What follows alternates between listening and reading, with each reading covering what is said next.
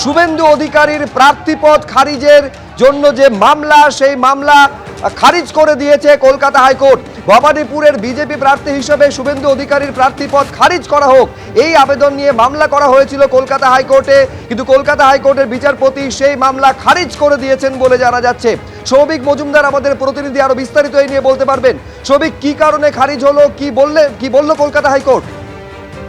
দেখো, কলকাতা হাইকোর্টের বক্তব্য হলো এই যে শুভেন্দু অধিকারীর প্রার্থীপদ খারিজ করা হোক, এই মর্মে যে মামলা হয়েছিল সেই মামলাকারীকে মাননীয় প্রধান বিচারপতি প্রশ্ন করেন যে তিনি সংবিধানের কোন ধারায় এই মামলা করেছেন এবং সংবিধানের কোন ধারা অনুযায়ী শুভেন্দু অধিকারীর প্রার্থীপদ খারিজ করা উচিত বলে তিনি মনে করছেন। এই একটি মাত্র প্রশ্ন কলকাতা হাইকোর্টের তরফ থেকে করা হয়েছিল, কিন্তু সেই প্রশ্নের কোনো রকম উত্তর মামলাকারীর তরফ থেকে পেশ করা দেওয়া সম্ভব হয়নি এবং সেই কারণেই কিন্তু এই মামলা খারিজ হয়ে গিয়েছে।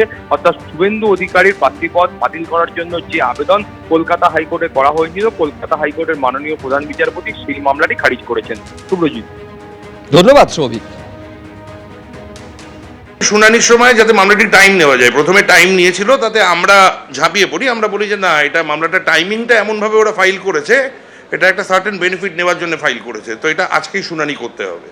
তো তারপরে পরবর্তী একটা শর্ট পাস ওভার দিয়ে আবার যখন মামলা শুনানির জন্য আসে, তখন আদালতের বেসিক প্রশ্ন যে এই জনস্বার্থের মামলাটি কোন আইন অনুযায়ী বলা হচ্ছে যে প্রার্থীপদ বাতিল করার মাননীয় শুভেন্দু অধিকারীর, তো তাতে কোনো জবাব দিতে পারেনি। ইন দি মিন টাইম আমরাও এই জিনিসগুলো দেখাই, তো আদালত শুনে বলে যে এর তো মামলার কোনো মেরিটই নেই, এর মামলা দাঁড়াচ্ছে কীভাবে, করে অ্যাডমিশনটাকেই কোর্ট রিজেক্ট করে দিয়েছে। মাননীয় শুভেন্দু অধিকারী যে দলের তরফ থেকে কন্টেস্ট করছেন, সেই দলকে যাতে কোনোভাবে বেগ দেওয়া যায় সেই কৌশলে এই মামলা করা হয়েছিল। কারা কারা করেছিল আমি আইনজীবী, আমি সেটা বলবো না, but it was completely political. কোন কোন পলিটিক্যাল পার্টির ব্রেনস এটাতে অ্যাসেম্বলড হয়েছিল বিরোধী দলনেতা মহাশয়ের বিরুদ্ধে এই প্রচার করার জন্য, এই কনস্পিরেসিটা করার জন্য, সেটা মানুষ বুঝতে পারবে এগুলো দেখালেই আর কি। দ্বিতীয় দফা নির্বাচন রয়েছে হুগলি জেলায়, আর হুগলির বিভিন্ন জায়গায় কিন্তু আজকে সকাল থেকে অশান্তির ঘটনা। একদিকে গোঘাটের ছবি যেমন আপনাদের দেখিয়েছি, আরামবাগের তৃণমূল সাংসদ মিতালি বাগ গাড়িতে একেবারে চালকের পাশের আসনেই তিনি বসেছিলেন, আর লাঠির আঘাত এবং তার সঙ্গে ইট বৃষ্টি হলো। গাড়ির সামনের কাঁচ এবং পিছনের কাঁচ চুরমার হয়ে গেল সেই লাঠির আঘাতে।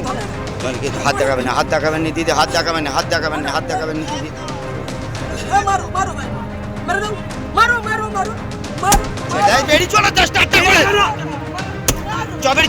ইতিমধ্যে জেলা শাসক তিনি কিন্তু রিপোর্ট দিয়েছেন নির্বাচন কমিশনে, যেখানে দলীয় অন্তর্দ্বন্দ্বই কিন্তু এই সংঘর্ষের কারণ হতে পারে এমনটাই উল্লেখ করা হয়েছে। সিসিটিভি ফুটেজ পুলিশ খোঁজার চেষ্টা করছে, যদিও এখনো পর্যন্ত কোনো সাক্ষ্য কিন্তু পাওয়া যায়নি, প্রত্যক্ষদর্শীর হদিশ কিন্তু মেলেনি। নির্বাচন কমিশনে ইতিমধ্যেই কিন্তু জেলা শাসক তথা ডিও তিনি নিজে রিপোর্ট দিয়েছেন। দলীয় অন্তর্দ্বন্দ্বই এই সংঘর্ষের কারণ বলে উল্লেখ করা হয়েছে সেই রিপোর্টে। এবিপি আনন্দ, এগিয়ে থাকে, এগিয়ে রাখে।